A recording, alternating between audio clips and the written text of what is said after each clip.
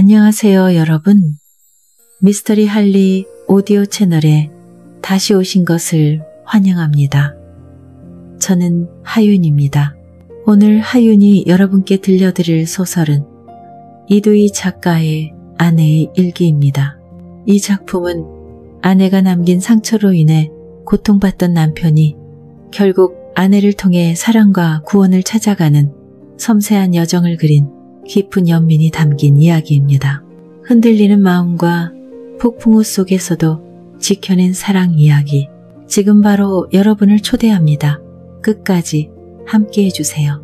우리 둘째 아들을 맞이하던 그날을 아직도 생생하게 기억합니다. 새 아파트를 분양받은 기쁨이 채 가라앉기도 전에 곧 태어날 작은 생명으로 인해 제 마음은 다시 설레기 시작했습니다. 행복은 2배가 되었고 말로 표현하기 힘든 벅찬 감정에 며칠 밤을 뜬 눈으로 지새웠습니다. 주변 친구들은 딸 하나, 아들 하나면 100점인데 우리 집은 첫째가 공주님이고 둘째가 왕자님이니까 200점은 줘야 한다며 저를 놀려댔습니다. 그들은 부러움과 사랑스러운 질투가 섞인 눈빛으로 제 어깨를 툭툭 치며 말했습니다. 저는 그저 웃으며 겸손한 척 손사래를 쳤지만 마음속으로는 으쓱하며 자랑스러웠습니다. 아내의 산후조리를 준비하기 위해 저는 일주일 내내 인터넷을 검색하고 여기저기 물어보았습니다. 요즘은 산후조리 서비스도 각양각색이었습니다. 강남구에 있는 한 고급 산후조리원은 보름 이용료가 수천만 원에 달한다고 들었고 유명 여배우나 모델들이 이용했다며 대대적으로 광고했습니다. 또 다른 곳인 청담동의 한 산후조리원은 전통적인 관념과는 정반대였습니다. 그들은 여름에 양말을 신고 절대적으로 보온을 유지하며 하루 3끼 미역국만 먹는 것은 낡은 편견이라고 주장했습니다. 대신 지중해식, 식단, 시원한 과일 주스, 부기 완화를 위한 냉찜질 등 새로운 요법을 적용했습니다. 듣기에는 생소하고 조금은 황당하게 들렸습니다. 맞을 수도 있고 아닐 수도 있겠죠. 며칠을 고민하고 비교한 끝에 저는 마침내 너무 화려하지는 않지만 깨끗하고 조용한 꽤 괜찮은 곳을 찾았습니다. 모든 준비는 아내의 출산일에 맞춰 끝났습니다. 아들은 3.6kg으로 태어났고 그 아이의 울음소리는 우렁차고 생명력이 넘쳤습니다. 저는 2 아이를 안았을 때의 다른 느낌을 아직도 생생하게 기억합니다. 첫째 딸아이는 태어났을 때 아주 작고 울음소리는 어미를 잃은 아기 고양이처럼 약해서 안쓰럽고 가여웠습니다. 아이를 품에 안았을 때 저는 아이가 아플까봐 스쳐 지나가는 바람에도 날아갈까봐 두려웠습니다. 아이의 몸은 손뭉치처럼 부드러웠습니다. 하지만 이 녀석은 완전히 달랐습니다. 머리부터 목까지 단단하고 야무졌고 마치 큰 수박처럼 묵직했습니다. 저는 아이를 품에 안고 조용히 그 얼굴을 바라보았습니다. 꼭 감은 2 눈, 길게 뻗은 속눈썹, 무언가 마음에 들지 않는 듯한 표정이었습니다. 그런데도 작고 예쁜 입은 끊임없이 오물거리며 쪽쪽거리는 모습이 무척이나 귀여웠습니다. 신생아 특유의 달콤하고 순수한 향기가 은은하게 풍겨왔고 그 향기는 사람의 마음을 이상하리만치 평온하게 만들었습니다. 저는 저도 모르게 미소를 지었습니다. 제 아내 민서는 출산의 고통 끝에 지쳐 병상에 누워 힘없이 제 이름을 불렀습니다. 큰딸아이는 며칠 동안 엄마를 보지 못해 아빠 등 뒤에 소심하게 숨어 통통한 얼굴만 빼꼼 내밀어 쳐다볼 뿐이었습니다. 민서가 온화하게 미소 지으며 아이에게 손짓했습니다. 아이는 손가락을 빨며 잠시 망설이다가 조심스럽게 다가왔습니다. 아마 며칠간의 이별만으로도 아이는 낯설음을 느끼기에 충분했을 겁니다. 두 모녀의 재회는 그렇게 이루어졌고 바로 그 재회가 지금까지 우리 이야기를 이어주는 하나의 고리가 되었습니다. 그 모습을 보니 민서를 처음 만났던 기억이 문득 떠올랐습니다. 부모님이 돌아가신 후 저는 오랫동안 마포구의 작은 옥탑방에서 은둔하며 살았습니다. 어느 날 구직 사이트를 보다가 우연히 시내의 한 대형 병원 채용 공고를 보게 되었습니다. 응급실 행정팀 직원을 구한다는 내용이었습니다.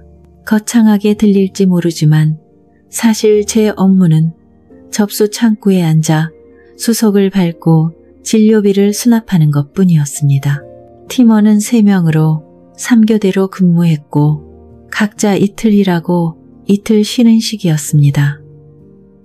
우리는 업무 인수인계 때 잠깐 얼굴을 볼 뿐 거의 혼자 일하는 셈이었습니다.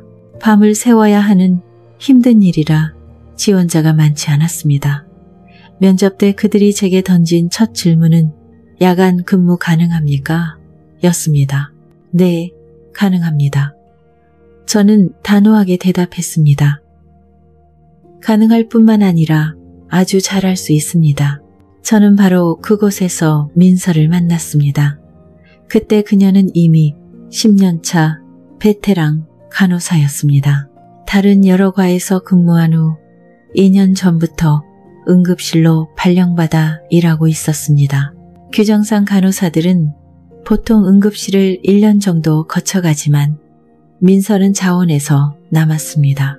응급실이 간호사들이 모두 피하고 싶어하는 곳이라는 건 누구나 아는 사실이었습니다.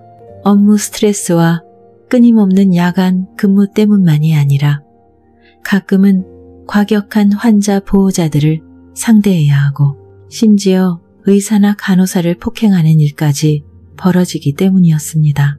병원에 자체 보안팀이 있긴 했지만 싸움 끝에 응급실로 실려온 온몸에 문신을 한 채 술에 취한 깡패들을 제압하기는 어려웠습니다.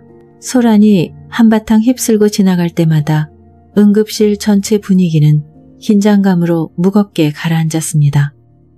모두들 침묵했고 각자 다른 생각에 잠겨 있었습니다. 선배들은 1년에 서너 번쯤은 그런 사건이 일어나니 연례 행사 같은 거라고 말했습니다. 하지만 제가 입사한 지 석 달이 지나도록 그 연례 행사는 일어나지 않았습니다. 간호사들도 우리처럼 3교대로 근무했습니다. 우연히도 민서는 저와 같은 조였습니다. 우리는 같은 시간에 출근하고 같은 시간에 퇴근했습니다. 물론 처음에는 그녀가 제 존재를 전혀 의식하지 못했습니다. 한 달이 넘어서야 그녀는 접수 창구에 지훈이라는 남자가 앉아있다는 것을 알아차리기 시작했습니다. 민서는 과묵하고 말이 적은 사람이었습니다. 그녀는 동료들과 업무 외적인 이야기를 거의 하지 않았습니다. 하지만 꼼꼼하고 사려 깊으며 속이 깊은 사람이었습니다. 모두들 민서가 응급실에 없어서는 안 될 존재라고 인정했습니다. 다른 간호사들은 1년의 의무 기간을 채우고 더 편한 다른 과로 옮겨가기만을 바라는 반면 민서는 이곳에서 거의 3년을 함께했습니다. 아마도 그녀의 헌신에 감사해서인지 최근 병원 개원 기념일 행사에서 경영진은 그녀에게 최우수 직원상을 수여했습니다. 저는 응급실 과장부터 레지던트 의사들까지 모두가 다른 간호사들보다 민서를 더 존중하며 대한다는 것을 느낄 수 있었습니다. 그것은 누구도 부정할 수 없는 사실이었습니다. 그리고 마침내 모두가 수군대던 그 연례 행사가 찾아왔습니다. 주말 야간 근무였던 그 밤, 공기는 후덥지근하고 습기로 가득 차 있었습니다. 며칠 전 응급실은 복잡한 수술을 겪었고 긴장감은 여전히 모든 구석에 남아 있었습니다. 그리고 불에 기름을 붓듯 또 다른 사고가 덮쳤습니다. 원인은 이 지역에서 유명한 두 조직폭력배 간의 세력 다툼이었습니다. 응급실 문이 거칠게 열렸습니다. 온몸에 문신을 하고 험상궂은 얼굴을 한 젊은이들이 피투성이가 된 거구의 남자를 들고 안으로 들이닥쳤습니다. 의사 어딨어? 빨리 의사 불러와. 무리 중 한 명이 고함을 질렀고 그의 외침은 정적을 깨트리며 주변 환자들과 보호자들을 공포에 떨게 했습니다. 순식간에 분위기는 찬 공기가 스며든 듯 얼어붙었습니다. 보안 직원이 서둘러 달려와 말렸지만 즉시 무리의 다른 한 명이 그의 멱살을 잡고 뺨을 세차게 때린 후 밖으로 질질 끌고 나갔습니다. 저는 머리에 피가 쏠리는 것을 느꼈습니다. 이건 정말 용납할 수 없는 일이었습니다. 제가 앞으로 나서서 개입하려 했지만 한 손이 제 팔을 꽉 잡았습니다. 민서였습니다. 그녀는 그저 조용히 고개를 저으며 단호한 눈빛으로 제게 자리로 돌아가라는 신호를 보냈습니다. 그것도 그렇습니다. 저 같은 일개 사무직원이 뭘 할 수 있겠습니까? 무고한 사람에게 피해만 줄 뿐이었습니다. 곧이어 인턴 의사와 레지던트 의사도 황급히 달려왔습니다. 그 남자의 상처는 끔찍했습니다. 이마는 깊게 베어 하얀 뼈가 보일 정도였습니다. 피가 흥건했고 바닥은 미끄럽고 붉은 피로 끈적거렸습니다. 그들은 주위를 둘러싸고 즉시 치료하라고 으름장을 놓았습니다. 바로 그때 민서가 나섰습니다. 그녀의 목소리는 크지 않았지만 차갑고 단호해서 혼란스러운 소음을 압도했습니다. 사람을 살리고 싶으면 먼저 엑스레이와 CT 촬영을 해야 합니다. 우리를 믿고 조용히 해주세요. 모두가 깜짝 놀랐습니다. 그 건달들도 놀라 서로를 쳐다보더니 한 명의 욕을 한번 내뱉고는 한 명을 남겨 감시하게 한 뒤 모두 밖으로 나갔습니다. 아무래도 그들은 이곳을 자주 드나들었고 민서가 누구인지 아는 듯 했습니다. 그들은 문 밖에서 담배를 피우며 방금 전의 싸움에 대해 떠들다가 결국 이 원수는 반드시 갚아야 한다는 결론에 이르렀습니다. 저는 틈을 타 남은 녀석에게 다가가 이번 수속을 밟으려 했습니다. 하지만 또다시 민서가 재빨리 다가와 저를 막아섰습니다. 저 사람들은 단골이에요. 그녀가 작게 말했습니다. 그냥 두세요. 나중에 격리과에서 한꺼번에 처리할 거예요. 그리고 그녀는 바닥에 어지럽게 널린 의료기기를 보며 말했습니다. 안에 들어가서 정리 좀 도와주시겠어요? 저는 잠시 동안 작지만 굳건한 그녀의 뒷모습을 말없이 바라보다가 따라 들어갔습니다. 그날 밤 폭풍이 지나간 후 우리는 침묵 속에서 함께 정리했습니다. 금속이 부딪히는 소리, 조용한 발걸음 소리, 그리고 가끔씩 스치는 급한 시선만이 있었습니다. 그 폭풍은 이상하게도 우리 사이에 다리가 되었습니다. 근무가 끝나고 새벽이 밝아올 무렵 저는 용기를 내어 그녀에게 메시지를 보냈습니다. 겨우 몇 글자였습니다. 오늘 저녁에 식사할래요? 그리고 다음 휴일 우리는 다시 만났습니다. 민서는 강남역 근처 아파트에 살고 있었습니다. 저는 여전히 마포의 옥탑방에 살고 있었고요. 서로에게 편하도록 저는 명동의 한 카페에서 그녀를 만나기로 약속했습니다. 그 후 우리는 N서울타워에 올라가기로 했습니다. 우리 둘의 위치에서 그 우뚝 솟은 유명한 타워는 마치 중간 지점에 있는 약속 장소 같았습니다. 우리는 약속 장소에서 만나 남산으로 함께 걸어 올라가 전망대 표를 샀습니다. 반은 설레고 반은 궁금한 마음에 저는 계속 감탄사를 연발했고 민서는 높은 곳에서 내려다보는 가을, 서울의 아름다움에 완전히 빠져들었습니다. 도시 전체가 발 아래에서 반짝이며 환상적으로 보였습니다.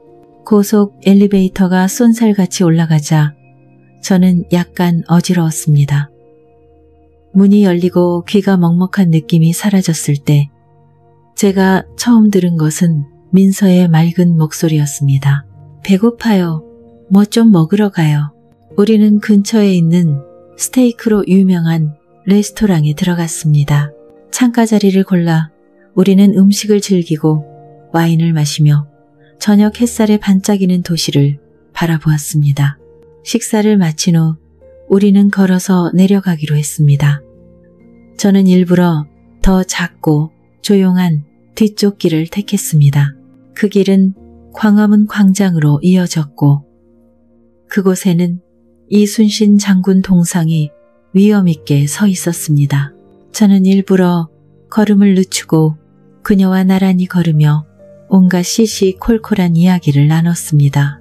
민서의 하이힐은 완만한 경사에 익숙하지 않은 듯했고 그것이 제가 그녀의 손을 잡을 완벽한 핑계가 되었습니다. 그리고 경사진길을 지날 때 그녀가 갑자기 발을 헛디뎠습니다. 저는 남은 길 내내 그녀를 거의 부축하다시피 했습니다. 우리가 동상 앞에 멈춰 섰을 때 붉은 빛이 감도는 주황색 노을 속에서 이상하리만치 친숙한 감정이 우리 사이에 스며들었습니다. 저는 알았습니다. 바로 지금이 그 순간이라는 것을. 민서 씨, 저는 머뭇거렸습니다. 우리 이제 정식으로 사귀는 거라고 봐도 될까요? 민서는 아픈 발목을 주무르던 것을 멈췄습니다. 그녀는 저를 올려다보았고 그 깊은 눈에는 거절의 기색이 전혀 없었습니다. 용기를 내어 저는 제안했습니다. 다음 휴일에 제주도에 놀러 갈래요? 민서는 아무 말도 하지 않았습니다. 그녀는 그저 조용히 저를 바라보다가 입가에 부드러운 미소를 지었습니다. 그 침묵은 제게는 가장 달콤한 동의의 말이었습니다. 그 후에 출근길은 정말 가볍게 느껴졌습니다. 병원에서 우연히 마주칠 때마다 민서는 제게 미소를 지어주었고 그 은밀한 미소는 제 심장을 뛰게 하고 하루 종일 기쁘게 하기에 충분했습니다. 그리고 그렇게 민서는 제 아이를 가졌습니다. 우리는 서둘러 결혼을 준비했습니다. 우리가 이 기쁜 소식을 알린 날 응급실 전체가 지진이라도 난 듯 발칵 뒤집혔습니다. 지금 생각하면 정말 우습지만 그때는 정말 심각한 일이었습니다. 그 충격의 정도는 지난번 조폭들의 난동보다 더 컸습니다. 왜냐하면 아무도 몰랐던 연애였기 때문입니다. 게다가 임신까지 모든 것이 너무 빠르고 갑작스러웠습니다. 사람들은 조용하고 말없던 민서를 조용한 물이 깊이 흐른다며 놀리기 시작했습니다. 어떤 사람들은 뒤에서 제가 그녀를 유혹했다거나 사람의 얼굴은 알아도 마음은 모른다고 수군거렸습니다. 하지만 저는 전혀 신경 쓰지 않았습니다. 저는 그저 미소 지으며 진심이든 가식이든 축하의 말을 평온하게 받아들였습니다. 결혼식 전에 저는 민서를 따라 다른과 동료들에게 인사를 드리고 청첩장을 돌렸습니다. 저는 아는 사람이 아무도 없었지만 민서는 모르는 사람이 없는 듯 했습니다. 그들은 반갑게 악수를 청하며 좋은 축복의 말을 건넸습니다. 군중 속 어딘가에서는 여전히 휘파람을 불며 놀리는 소리나 그들의 착한 간호사에 대한 농담이 들려왔지만 저는 그 속에 저를 향한 질투가 숨어 있다는 것을 이해했습니다. 저 같은 무명인이 민서 덕분에 순식간에 병원 전체가 아는 인물이 되었습니다. 구내식당에 가자 제가 한 번도 만난 적 없는 의사들과 직원들도 먼저 다가와 인사를 건넸습니다. 제가 입사 첫날 딱 한 번 뵈었던 행정팀장님은 그날 VIP석에서 부원장님과 식사 중이셨는데도 일부러 다가와 제게 손을 내미셨습니다. 저는 당황하며 일어나 악수했지만 마음속으로는 그 악수가 저를 위한 것이 아니라 민서의 남편을 위한 것이라는 것을 알았습니다. 저는 그 일을 금방 잊어버렸습니다.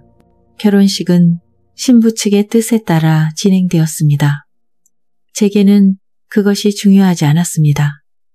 마침 마포에 있던 제 전세 계약도 끝나서 보증금을 돌려받고 나왔습니다.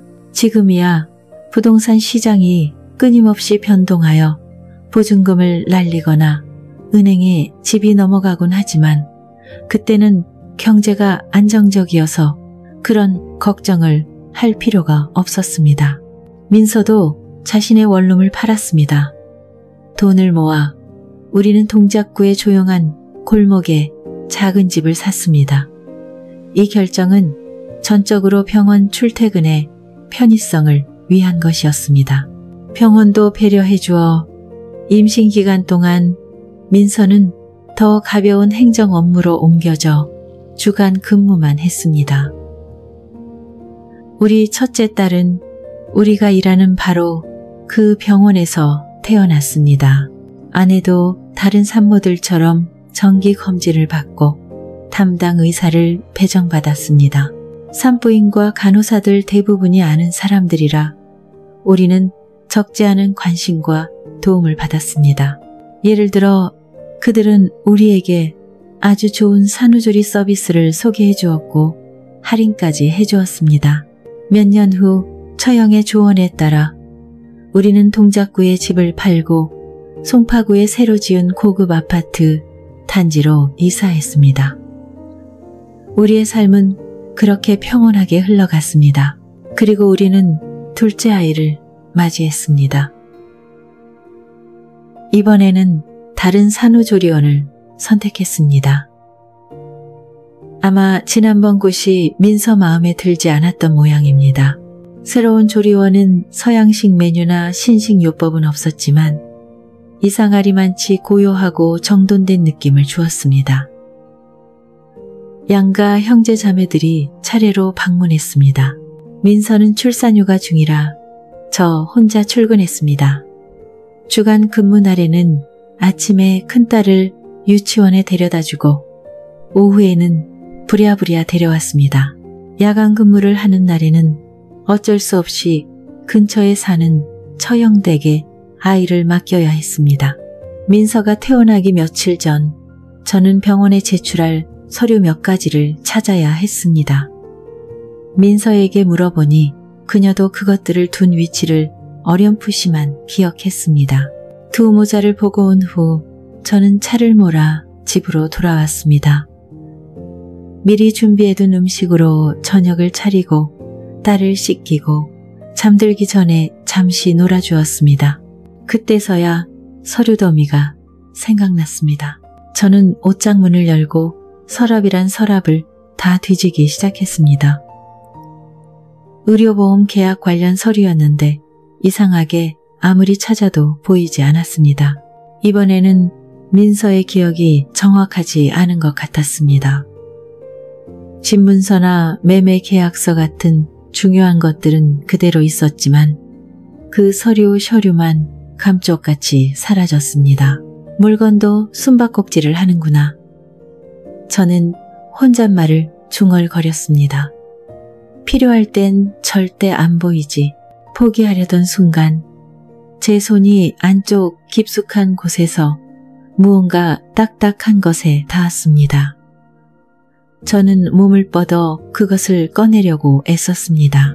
그것은 손바닥만한 낡은 수첩 여러 권이었고 세월의 흔적이 묻어나는 낡은 고무줄로 조심스럽게 묶여 있었습니다.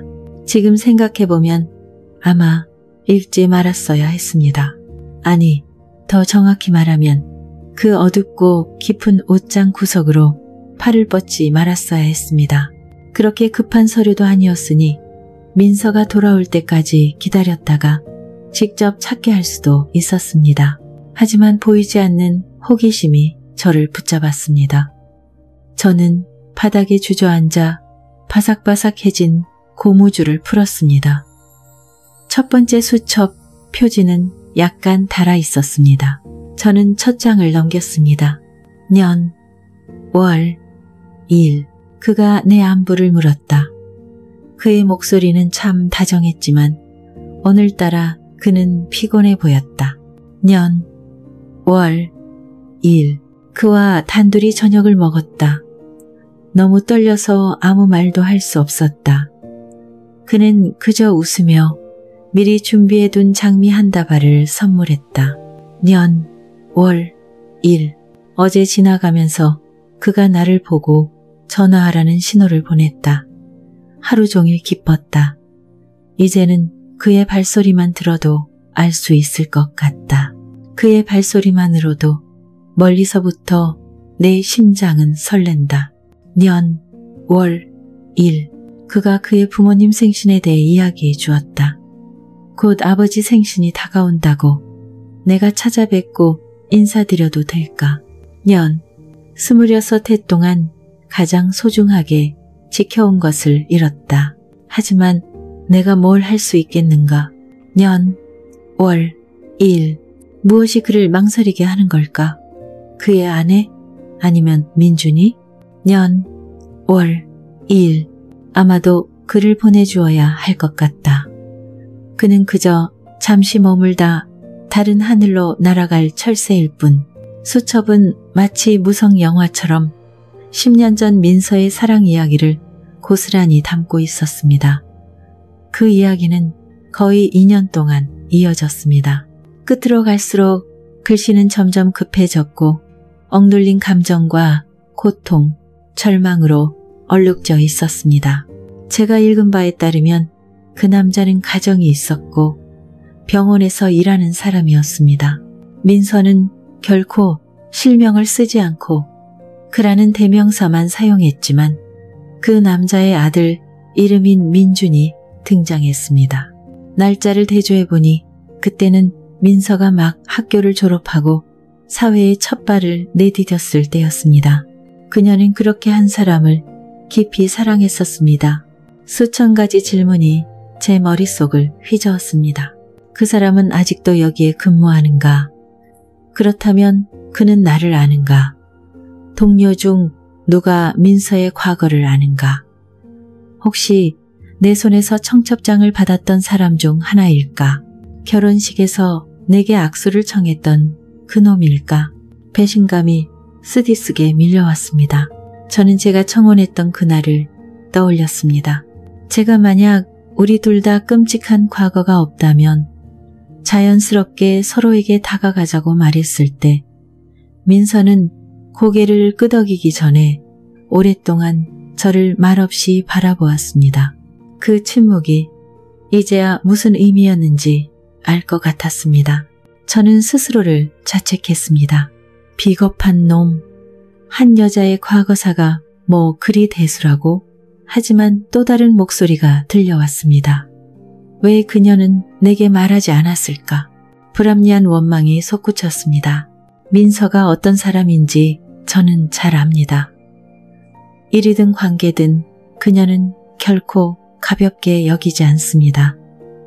일단 시작하면 그녀는 온 마음을 다합니다. 그리고 바로 그 점이 저를 더욱 고통스럽게 했습니다. 저는 그녀가 첫사랑에 바쳤던 진심에 대해 생각했습니다. 과연 지금 그녀는 제 곁에 있을 힘이 남아있을까? 수첩을 손에 든 채 저는 제주도에서의 신혼여행을 떠올렸습니다. 그때는 디지털 카메라가 유행이었습니다. 저는 새 카메라를 사기 위해 돈을 써야 할까 걱정했지만 민서는 최신 캐논 모델이 있다고 말했습니다. 저는 그녀를 완전히 믿었습니다. 하지만 우리가 공항에 막 도착했을 때 눈부신 햇살과 짭짤한 바닷바람 속에서 민서는 충전기를 집에 두고 온 것을 겨우 기억해냈습니다. 우리는 이 관광지 섬에서 다른 충전기를 사려고 애썼지만 허사였습니다. 저는 그때의 실망감을 아직도 생생하게 기억합니다. 같은 투어에 참여했던 다른 커플이 우리 사진을 찍어주고 나중에 육지로 돌아가면 우편으로 보내주겠다고 제안했습니다. 하지만 아마도 서두르는 바람에 우리는 그들에게 잘못된 전화번호를 알려준 것 같습니다. 결과적으로 우리 부부는 결혼사진 한 장도 갖지 못했습니다. 저를 가장 이상하게 만든 것은 그 사고가 아니라 민서의 태도였습니다. 그녀는 마치 사소하고 신경 쓸 가치도 없는 일인 양 완전히 무관심한 태도를 보였습니다. 그녀는 일생에 단 한 번뿐인 행사에 온 마음을 다하지 않았습니다. 저는 리조트에서의 날들을 떠올렸습니다. 그녀는 자주 피곤하다며 방에서 쉬고 싶다고 말했습니다. 그때 저는 그저 결혼 준비로 피곤해서 그러려니 생각했습니다. 하지만 지금 씁쓸한 생각이 문득 스쳐 지나갔습니다. 혹시 민서는 그 남자에게 자신의 모든 진심을 다 써버린 것이 아닐까? 그녀의 몸은 여기 내 곁에 있지만 그녀의 영혼은 과거 어딘가에서 죽어버린 것은 아닐까? 등골이 오싹해졌습니다. 다음 날 저는 몸이 좋지 않다는 핑계로 민서를 보러 가지 않았습니다. 오후에는 딸을 학교에서 데려와 처형댁에 맡기고 곧장 병원으로 야간 근무를 하러 갔습니다. 그날 밤 내내 저는 일에 집중할 수 없었습니다. 윙윙거리는 구급차 사이렌 소리, 환자 가족들의 울음소리, 서둘러 오가는 의사와 간호사들의 발소리, 응급실에 익숙한 모든 소리가 갑자기 낯설게 느껴졌습니다. 저는 그냥 앉아서 컴퓨터 화면을 멍하니 바라보았지만 머릿속은 온통 그 남자에 대한 생각으로 가득했습니다. 약 10년 전에 민준이라는 아이를 둔 남자, 그는 누구일까? 저는 중얼거리며 계산하기 시작했습니다. 이 병원은 의사를 제외하고도 직원이 500명은 될 것입니다. 그런데 왜 의사를 제외해야 하는가? 그럴 가능성도 충분히 있습니다. 그리고 여직원들을 제외해야 하고 아무리 계산해봐도 누군가 제게 진실을 말해주지 않는 한 그 사람을 찾는 것은 바늘구멍에서 바늘 찾기나 다름없었습니다. 다른 방법이 있습니다. 인사팀에 아는 사람을 통해 전 직원의 인사 기록을 볼 수 있습니다. 시간은 걸리겠지만 가장 실현 가능한 방법입니다. 하지만 저는 다시 그 생각을 접었습니다. 누가 저 같은 일개 직원에게 다른 사람의 개인 정보를 제공하겠습니까? 지쳐서 녹초가 된 저는 이른 아침에 근무를 인계하고 집으로 돌아왔습니다. 제가 가장 먼저 한 일은 잠을 자는 것이 아니라 다시 그 일기장을 펼치는 것이었습니다. 이번에는 더 많은 단서를 찾기 위해 읽지 않았습니다. 저는 그저 민서의 고통에 잠기고 그녀의 절망을 느끼기 위해 읽었습니다. 마치 스스로를 고문하는 방법처럼요. 저는 분노와 너무 많은 것을 감내해야 했던 그 여인에 대한 연민이라는 두 감정 사이를 반복했습니다. 나쁜 놈. 저는 계속해서 제 자신을 욕하며 중얼거렸습니다. 아마도 저는 스스로를 괴롭히는 것이 민서에게 복수하는 방법이라고 생각했던 것 같습니다. 또 다른 두려움이 제 안에 스며들었습니다. 만약 이 세상 모두가 민서의 과거를 알고 있고 저 혼자만 모른다면 어떨까? 누군가 저를 동정의 눈으로 바라보며 뿔 달린 바보로 여기고 있지는 않을까?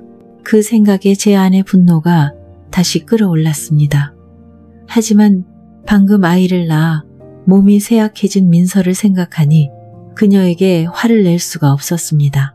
민서가 태어나는 날 저는 아무 일도 없는 척하려고 애썼습니다. 저는 그녀와 아이를 데리러 차를 몰고 갔고 민서가 아이를 안고 앉아있는 뒷좌석에 조심스럽게 아이를 앉혔습니다. 저는 아주 천천히 부드럽게 운전했지만 차 안의 공기는 무겁게 가라앉아 있었습니다. 무슨 말이든 하고 싶었지만 목이 메어왔습니다. 결국 저는 겨우 한마디를 내뱉을 수 있었습니다. 고생했어. 저는 일기장 뭉치를 원래 있던 자리에 다시 놓아두었습니다. 민서는 절대 눈치채지 못할 것입니다. 민서는 3개월의 출산 휴가를 냈고 그 후에 무급휴직을 계속해서 아이를 돌볼지는 나중에 결정하기로 했습니다. 그날 저녁 새 식구가 생긴 것을 축하하기 위해 근처에 사는 형님 부부가 저녁을 먹으러 우리 집에 왔습니다. 저는 슈퍼마켓에 가서 장을 보고 딸을 데려와 온 가족이 식탁에 둘러앉았습니다. 자리에 앉자마자 형님이 건넨 첫 마디는 100점, 200점이라는 근거 없는 레퍼토리와 함께 축하의 말이었습니다. 저는 그저 웃으며 감사하다고 말했습니다. 드디어 우리 민서가 소원 풀었네. 형님이 즐겁게 말했습니다. 소원은요, 형님? 과찬이세요. 아니야, 진짜야. 형님이 단호하게 말했습니다. 처녀 때부터 그렇게 아이를 갖고 싶어 했어. 심지어 한때는 입양까지 생각했다니까. 이제 자네를 만나서 아들, 딸 다 낳았으니 이게 소원 성취가 아니면 뭐겠어? 솔직히 형님 입장에서 자네한테 정말 고맙다. 형님의 무심한 듯한 말이 제 가슴에 바늘처럼 박혔습니다. 저는 거기에 앉아 조용히 생각에 잠겼습니다. 또 다른 퍼즐 조각이 맞춰진 것 같았습니다. 그렇다면 민서에게 남편이라는 존재는 무슨 의미였을까? 사랑하고 나누고 이 생을 함께할 반려자였을까?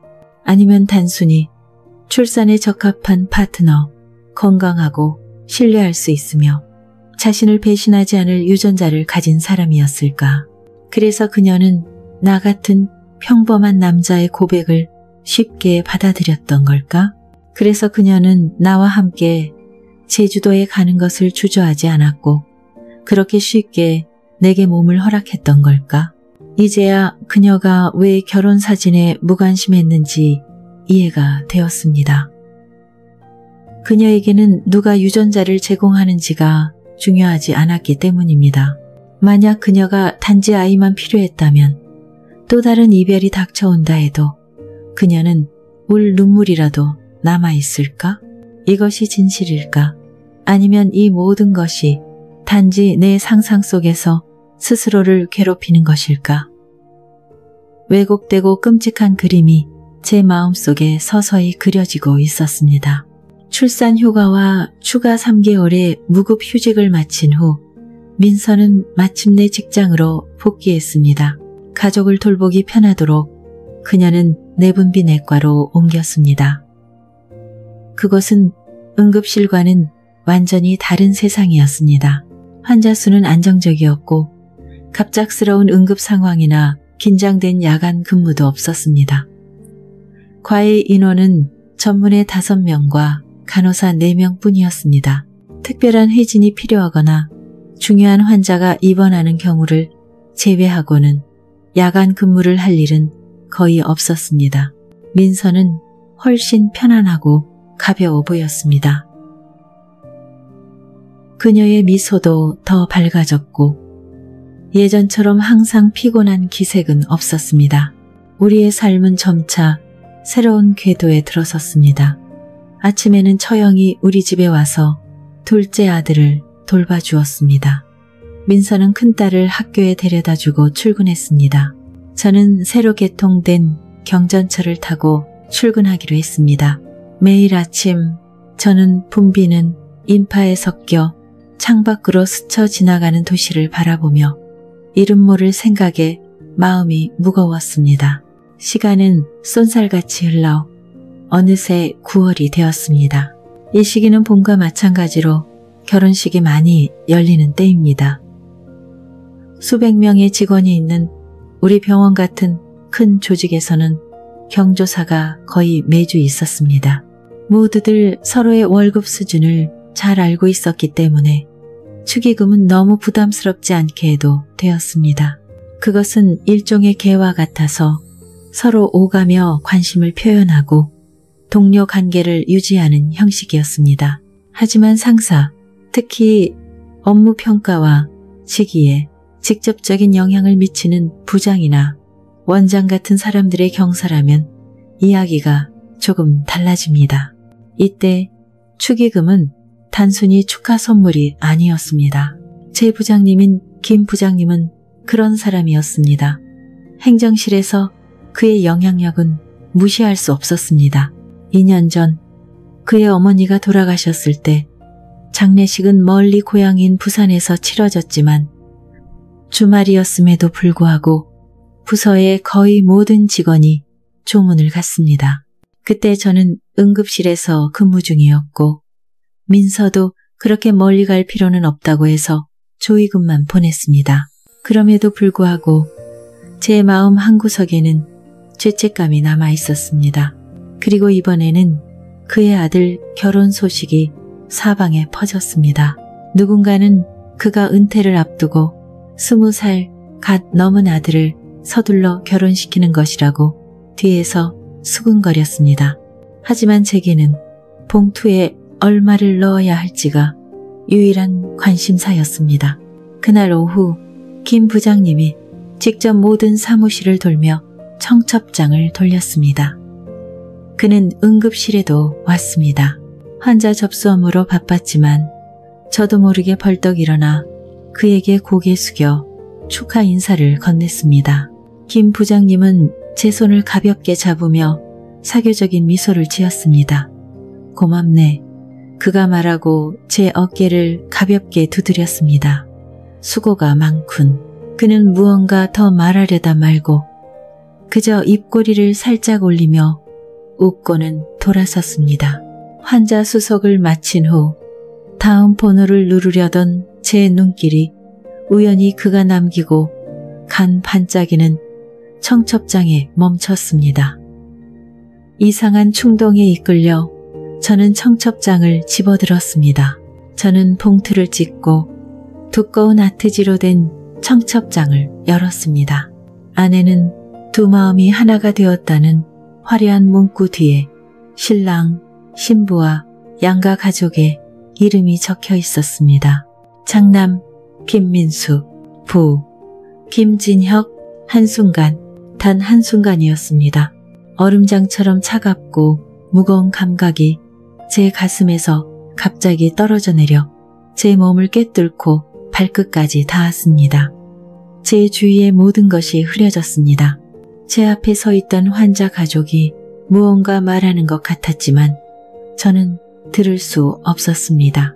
저는 그저 그들의 얼굴을 빤히 쳐다보며 입 모양을 읽으려고 애썼습니다. 하지만 제 마음은 완전히 텅 비어 있었습니다. 온 세상이 뒤틀리는 것 같았습니다. 현기증이 덮쳐왔습니다. 그날이 어떻게 지나갔는지 모르겠습니다. 모든 기억이 하얀 공백입니다. 정신을 차렸을 때 저는 보행자 육교 위에 서 있었습니다. 제 발밑으로는 끝없는 강철의 강처럼 차량들이 쏜살같이 지나갔습니다. 저는 술을 한 방울도 마시지 않았지만 제 기억은 완전히 끊어져 있었습니다. 점심을 먹으러 병원을 나섰던 것은 어렴풋이 기억나지만 그 후는 전혀 알 수 없었습니다. 분명히 저는 다시 일하러 돌아가지 않았습니다. 극심한 혼란이 저를 덮쳤습니다. 저는 전화기를 꺼내 보았습니다. 병원에서 온 부재중 전화가 거의 10통, 민서에게서 온 수많은 전화와 메시지. 어디야? 다들 찾고 있어. 빨리 돌아와. 그녀는 분명히 매우 걱정했을 것입니다. 저는 제게 무슨 일이 일어났는지 도저히 이해할 수 없었습니다. 저 멀리 석양이 서서히 지며 하늘 한쪽을 붉게 물들이고 있었습니다. 마지막 햇살이 근처에 고층 호텔 건물에 비쳐 그것을 화려하고 눈부신 황금 덩어리로 만들었습니다. 그리고 해가 완전히 지자 그 건물은 짙은 검은 벨벳 커튼을 두르고 도시의 밤속으로 사라졌습니다. 마침내 비밀의 장막이 걷혔습니다. 민서가 한때 그토록 열렬히 사랑했던 사람, 그녀가 온 마음을 다해 사랑했던 사람은 바로 제 부장님인 김진혁이었습니다. 세상 물정 모르는 갓 핀 순진한 해바라기 한 송이를 꺾어 무정하게 버린 자가 바로 그였습니다. 민서는 그에게 자신의 모든 진심을 바쳤습니다. 하지만 다른 많은 중년의 유부남들처럼 자신의 호기심과 욕망을 채운 후 그가 생각한 유일한 것은 어떻게 하면 그녀를 가장 깔끔하게 버릴 수 있을까 하는 것이었습니다. 저는 버림받았을 때 민서가 겪었을 고통과 쓰라림을 상상할 수 있었습니다. 몸은 멀어질 수 있지만 마음은 여전히 남아있었을 것입니다. 더 쓰라린 것은 헤어진 후에도 그녀는 같은 환경에서 일하며 매일 그를 마주해야 했다는 것입니다. 아물지 않은 마음의 상처는 계속해서 새로운 칼날에 베었습니다. 저는 무력감에 휩싸였습니다. 제가 민서를 위해 무엇을 할 수 있을까요? 제가 무엇을 할 수 있을까요? 바로 지금 저는 그녀를 위해 무언가 하고 싶었습니다. 그녀가 지난 수년간 짊어져야 했던 고통을 덜어줄 수 있는 무언가를요.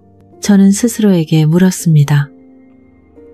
이 세상에 사랑 한 번 안 해본 여자, 시련 한 번 안 겪어본 여자가 있을까? 아마 없을 겁니다. 하지만 민서는 달랐습니다. 제가 아는 그녀는 두 가지 일을 동시에 할 수 있는 사람이 아니었습니다.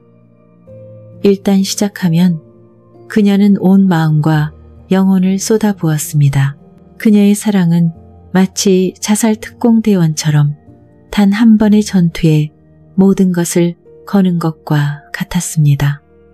그 사랑은 유일하고 영원해야 했습니다. 그녀는 자신의 사랑을 운명처럼 마주했고 마치 실수가 용납되지 않는 명사수와 같았습니다. 그 사랑은 강렬하고 정확하며 운명적이어야 했습니다. 그녀의 사랑이 무참히 깨졌을 때 일기장의 글도 점점 뜸해지더니 마침내 완전히 침묵했습니다. 그때부터 그녀는 외부 세계와 자신을 차단하는 벽을 쌓기 시작했습니다. 그 차단은 아주 작은 행동으로 나타났지만 매우 큰 의미를 담고 있었습니다. 방에 들어갈 때마다 그녀는 문을 안에서 잠갔습니다. 저는 언젠가 처형과 나눈 대화가 문득 떠올랐습니다. 그때 민서가 참 이상했어. 처형이 말했습니다. 집에만 오면 방에 틀어박혀서 문을 잠그고 음악을 크게 틀어놓고 내가 도둑이 들어서 물건 다 훔쳐가도 모르겠다고 잔소리를 했지. 아무튼 그때는 정말 걱정 많이 시켰어. 뭐든 내가 나서야 했으니까. 그 시점은 바로 일기장이 멈췄던 때였습니다. 불과 보름 전 이상한 일이 일어났습니다. 아침에 딸을 학교에 데려다주고 출근길에 차를 몰고 있었습니다. 신호 대기 중에 저는 갑자기 의식을 잃었습니다. 강한 충격은 아니었습니다. 정신을 차렸을 때 저는 근처 병원 응급실에 있었습니다. 한 목격자의 말에 따르면 뒤따르던 차가 제 차를 들이받았다고 합니다. 하지만 충격은 강하지 않았고 두 차 모두 거의 손상되지 않았습니다. 처음에는 사람들이 제가 졸음운전을 하다가 뒷차에 받친 줄 알았다고 합니다. 그들은 저를 깨우려고 애썼습니다. 정말 이상했습니다. 저는 분명히 충격으로 인해 정신을 잃었다고 확신했습니다. 그리고 어제 야간 근무 중에 비슷한 일이 또 일어났습니다. 저는 또 정신을 잃었습니다. 하지만 정신을 잃었다는 표현은 완전히 정확하지 않을 수 있습니다. 그것은 기면증, 나르코lep스와의 더 가까웠습니다. 하지만 제 기면증은 매우 복잡했습니다. 저는 무의식적으로 잠드는 것이 아니었습니다. 그것은 극도의 스트레스 상황에 직면했을 때 피로가 쌓이거나 갑작스러운 충격을 받았을 때만 발생했습니다. 그때 저는 저도 모르게 의식의 끈을 놓아버렸습니다. 더 큰 문제는 정신을 차렸을 때 제가 완전히 낯선 곳에 있다는 것이었습니다. 그리고 제가 왜 거기에 있는지에 대한 기억이 전혀 없었습니다. 민서는 저를 믿지 않았습니다. 집에서는 한 번도 그런 적이 없었기 때문입니다. 처음에는 응급실에 있는 의학 서적을 찾아 읽고 인턴 의사들에게 물어봤지만 제가 얻은 대답은 스트레스를 줄이고 충분히 휴식을 취하면 나아질 겁니다 라는 일반적인 조언뿐이었습니다. 저는 무력감과 두려움을 느꼈습니다. 만약 아이들을 데리러 가는 길에 이런 일이 일어난다면 무슨 일이 벌어질까요? 저는 한 MMA 선수의 이야기가 문득 떠올랐습니다. 그는 한때 명예의 정점에 섰지만 연이어 패배했습니다. 나중에는 약한 상대의 가벼운 펀치에도 쓰러지곤 했습니다. 사람들은 그것을 습관성 실신, habitual syncope라고 불렀습니다. 저도 그랬습니다. 과격한 환자 가족과 다투거나 술 취한 난동꾼들을 말리고 난 후에는 자리에 돌아와 잠이 들곤 했습니다. 그리고 깨어나면 저는 주차장이나 장례식장의 텅 빈 대기실에서 차가운 의자에 웅크리고 잠들어 있는 제 자신을 발견했습니다. 이것은 정신과 육체가 분리되는 일종의 몽유병일까요? 저는 모릅니다. 저는 단지 응급실의 압박적인 환경에서 보낸 세월이 저를 닳게 했다는 것만 알 뿐입니다. 저는 너무 많은 끔찍한 광경을 목격했습니다.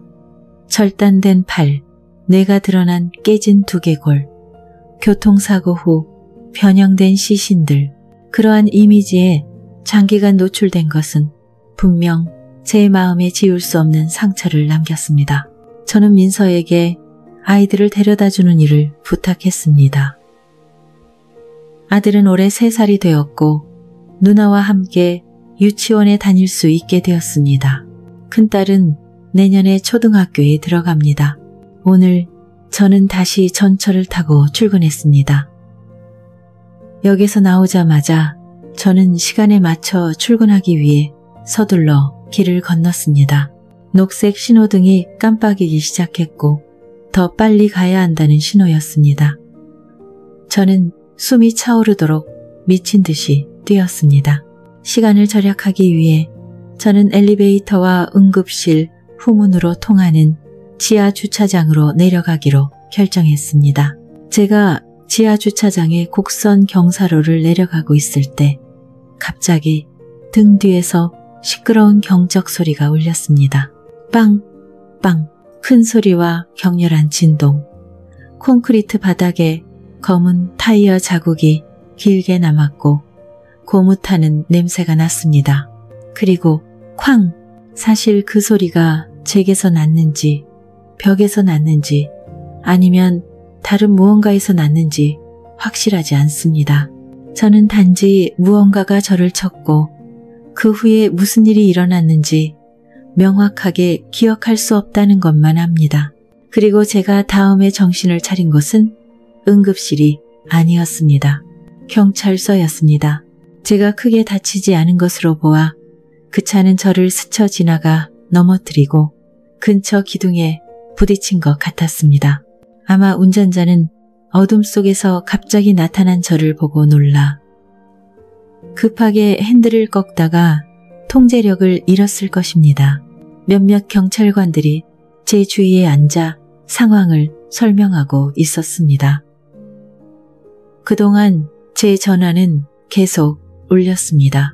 이번에는 응급실에서 온 것이 아니라 민서에게서 온 연속적인 전화였습니다. 한 경찰관이 제 전화를 들었습니다. 그는 제게 화면을 보여주고는 전화를 받겠다고 말했습니다. 그리고 그는 민서에게 이상한 말을 했습니다. 남편분은 조사 협조를 위해 경찰서에 와야 합니다. 긴급 체포를 진행할 것입니다. 지금부터 부인께서는 묵비권을 행사할 수 있고 변호사를 선임할 권리가 있습니다. 저는 다시 그의 입모양을 읽고 있는 것 같았습니다. 그의 목소리는 마치 제 세상과 분리된 다른 현실처럼 들렸습니다. 요컨대 제가 사람을 죽였다는 것이었습니다. 병원의 한 직원이 죽었습니다. 주차관리원의 증언에 따르면 피해자가 사고 차량의 조수석 문 너머로 몸을 숙이고 있을 때 제가 비틀거리며 내려왔다고 합니다. 저는 요금소 근처에 있던 접이식 의자를 집어들고 그것으로 그의 뒤통수를 계속해서 내리쳤다고 합니다. 1번, 2번, 3번, 퍽퍽퍽 하는 둔탁한 소리가 울렸습니다. 주차관리원은 너무 무서워서 도망쳐 경찰에 신고했다고 합니다. 저는 정말 아무것도 기억나지 않습니다. 경찰이 들이닥쳤을 때 그들은 저를 제압하고 수갑을 채웠습니다. 손목에 남은 자국을 보니 몇몇 희미하고 단편적인 기억이 문득 떠올랐습니다. 모든 것이 낯설어졌습니다. 민서가 경찰서에 왔습니다. 저는 구치소의 차가운 벽에 등을 기댄 채 눈을 꼭 감고 있었습니다. 쇠창살 너머로 그녀의 모습이 보였습니다. 민서는 저를 바라보았고 그녀의 눈에는 가슴 아픈 체념이 담겨 있었습니다. 분명 그녀는 제가 오래전부터 김 부장님의 존재를 알고 있었다는 것을 알았을 것입니다. 그리고 그녀는 제가 그 일 때문에 그를 죽였다고 생각했을 것입니다. 솔직히 저는 그를 죽이고 싶을 만큼 미워한 적은 없었습니다. 그가 명예를 잃기를 바랐을지는 몰라도 죽음은 아니었습니다. 민서는 취조실로 안내되었습니다. 저도 한 경찰관에게 이끌려 뒤따랐습니다. 방은 차가웠고 철제 책상과 플라스틱 의자 몇 개뿐이었습니다. 천장의 하얀 형광 등 불빛은 분위기를 더욱 답답하게 만들었습니다. 무거운 철문이 우리 뒤에서 쾅 닫히며 둔탁한 소리가 울려 퍼졌습니다. 민서는 앉아서 두 손을 무릎 위에 모았습니다. 그녀는 제 눈을 똑바로 쳐다보지 못했습니다. 그녀는 아이들에 대해 이야기하기 시작했습니다. 목소리는 갈라지고 끊겼습니다. 그녀는 아이들의 미래가 걱정된다고, 두 아이가 너무 어리다고 말했습니다. 그녀는 소문이 병원 전체에 퍼졌다고 말했습니다. 모두가 수근거렸습니다.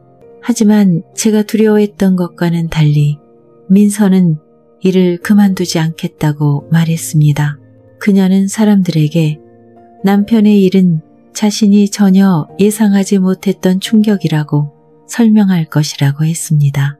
병원은 아마도 지난 수년간 민서의 공헌을 고려해서인지 혹은 그녀에게 책임을 묻는 것이 무리라고 생각해서인지 해고에 대해서는 전혀 언급하지 않았습니다. 그렇게 된다면 정말 좋겠다. 저는 목이 쉰 채로 속삭였습니다. 아이들을 위해서 그것은 이 폭풍 속에서 하나의 행운이었습니다. 민서는 일어나 떠나려 했습니다. 미안해. 제가 불쑥 말했습니다. 민서의 가녀린 어깨가 가늘게 떨렸습니다. 그녀는 돌아섰고 창백한 얼굴에는 눈물이 가득했습니다. 사과해야 할 사람은 나야. 그녀가 목맨 소리로 말했습니다. 미안해. 그렇게 말하고 그녀는 마치 자신의 고통에서 도망치려는 듯 서둘러 방을 뛰쳐나갔습니다. 저는 다시 혼자가 되었습니다. 경찰관은 제가 여기서 열흘 동안 구금될 수 있다고 말했습니다. 그 후에도 조사가 끝나지 않으면 사건은 검찰로 송치되고 최대 20일까지 추가 구금될 수 있다고 했습니다. 그는 여기서 모든 것이 명확히 밝혀질 수 있도록 솔직하게 협조하라고 조언했습니다. 민서는 제게 변호사를 찾아주겠다고 했지만 저는 거절했습니다. 그녀에게 더 이상 부담을 주고 싶지 않았습니다. 저는 국가에서 지정해주는 국선 변호인을 요청했습니다. 지금 제게는 모든 것이 똑같았습니다. 잠시 후 지정된 국선 변호인이 낡고 해진 가죽 소파가 놓인 비좁은 접견실에서 저를 만났습니다. 또 다른 경찰관이 감시를 위해 따라왔습니다. 저를 기다리던 남자는 나이가 지긋했고 희끗희끗한 머리를 단정하게 빗어 넘겼습니다. 그는 각진 고된 얼굴과 매우 날카로운 눈을 가지고 있었습니다. 그는 변호사라기보다는 거친 역할을 전문으로 하는 베테랑 배우처럼 보였습니다. 그는 제게 가볍게 고개를 끄덕여 인사하고 곧바로 본론으로 들어가 사건의 경위에 대해 물었습니다. 저는 제가 기억하는 모든 것을 하나도 빼거나 더하지 않고 자세하게 이야기했습니다. 그는 조용히 들었고 가끔 수첩에 메모를 했습니다. 때로는 그는 제 말을 끊고 전혀 다른 각도에서 면도날처럼 날카로운 질문을 던졌습니다. 그는 진술의 일관성이 가장 중요하다고 거듭 강조했습니다. 하지만 저는 그가 왜 제가 의자로 피해자를 여러 번 공격했는지 그 이유를 도저히 이해하지 못한다는 것을 알 수 있었습니다. 그는 이것이 깊은 원한에서 비롯된 계획적인 살인인지 알고 싶어 했습니다. 저는 그가 제 근무 태도와 인간관계를 알아보기 위해 병원을 한 바퀴 돌고 응급실과 행정실의 제 동료들과 이야기했다는 것을 이해했습니다. 처음에는 아마도 그가 제가 아내를 위해 복수했다는 가설로 사건을 몰고 가려 했을 것입니다. 그는 자신의 원칙은 객관적인 진실을 파악하고 그것을 바탕으로 가장 효과적인 변호 방안을 제시하는 것이라고 말했습니다. 그의 행동 방식은 변호사라기보다는 검사에 더 가까웠습니다. 그리고 사실 나중에야 알게 되었지만 그는 검사 출신이었습니다. 하지만 몇몇 대형 부패 사건에서 상부와의 격렬한 의견 대립으로 인해 그는 법복을 벗어야 했습니다. 어떤 로펌도 그를 받아주지 않았고 결국 운명은 그를 이곳으로 이끌었습니다. 제 이야기를 모두 들은 후 그는 제가 예상하지 못했던 일을 했습니다. 그는 법원에 제게 정신감정을 의뢰하는 요청서를 보냈습니다. 저는 복잡한 검사를 받기 위해 전문 병원으로 이송되었습니다. 진단 결과 제가 정신분열증과 몽유병을 앓고 있다는 여러 징후가 나타났습니다. 변호사는 제게 상담해 주었던 인턴 의사들의 증언, 주차장 구석에서 멍하니 잠들어 있는 제 모습이 담긴 CCTV 영상, 그리고 특히 제가 김 부장님을 의자로 내리치고 그 후 넋 나간 얼굴로 주차장을 헤매는 모습이 담긴 영상을 수집했습니다. 모든 것이 증거로 법원에 제출되었습니다. 그의 목표는 고의적 살인 요소를 부인하는 것이었습니다. 행위 능력을 상실한 사람은 형사 책임을 면제받는다는 법률 조항이 있는 것 같았습니다. 그는 날카로운 논리를 구축했습니다. 이것은 범인이 자신의 행위를 인식하지 못하는 상태, 즉 몽유병 상태에서의 살인이라는 것이었습니다. 법정 다툼은 5차례의 재판을 거치며 길고 지치게 이어졌습니다. 제 변호사와 검찰 측은 치열하게 논쟁했습니다. 그는 심지어 해외 유사 사건을 찾아 법정에서 파워포인트 프레젠테이션을 상영하며 재판부를 설득했습니다. 마침내 판결의 날이 왔습니다. 결과 징역 3년, 집행유예 5년. 법정에서 민서는 흐느껴 울었습니다. 해방과 감사의 눈물이었습니다. 법정 어딘가에서는 누군가의 환호성도 들렸습니다. 검찰 측은 즉시 항소하겠다고 선언했지만 제 변호사는 그것이 부질없는 노력일 뿐이라고 말했습니다. 민서는 울면서 변호사에게 몇 번이고 고개를 숙여 감사 인사를 했습니다. 그는 그저 조용히 다가와 저를 안아주었습니다. 아주 굳게. 지금 생각해보면 여전히 모든 것이 꿈만 같습니다. 저는 정말 운이 좋았습니다. 때로는 우리가 원하든 원하지 않든 이 세상은 그렇게 흘러가야 할 방식으로 흘러가는 것 같습니다. 김 부장님에게는 비극이었습니다. 하지만 저는 그가 민서를 진심으로 사랑했든 아니면 순진한 젊은 여성에 대한 일시적인 호기심으로 다가갔든 그것은 일어날 수 있는 일이라고 생각합니다. 그러나 헤어질 때 그는 더 당당하고 책임감 있게 행동했어야 했습니다.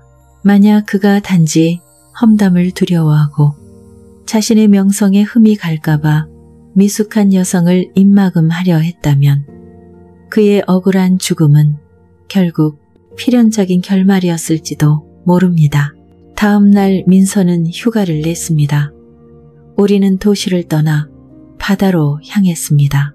우리는 해운대 해수욕장에 가서 아이들이 모래사장에서 마음껏 뛰어놀게 했습니다. 우리는 바닷바람에 색이 바랜 나무 벤치에 나란히 앉았습니다. 저는 말없이 민서의 손을 잡고 웃으며 노는 두 아이와 쉼없이 밀려오는 하얀 파도를 함께 바라보았습니다. 왠지 모르게 우리가 갓 결혼했을 때 봤던 영화 은밀한 유혹에서 데미 무어와 우디 헤럴슨이 연기한 연인의 모습이 제 마음속에 떠올랐습니다. 저는 그들의 재회도 이런 나무 벤치 위 바닷가에서 이루어졌다는 것을 기억합니다. 우리 인생에도 거대한 쓰나미가 휩쓸고 지나갔습니다. 그리고 그 폭풍의 눈 속에서 우리는 서로를 굳게 붙잡았고 결코 손을 놓지 않았습니다. 저는 그렇게 믿고 싶습니다.